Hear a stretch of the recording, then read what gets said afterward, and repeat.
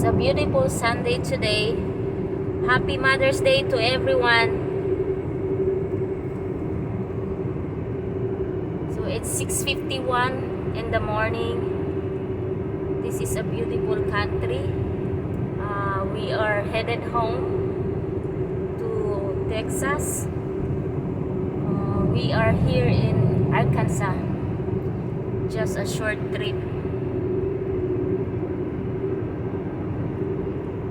It's 7 hours drive home.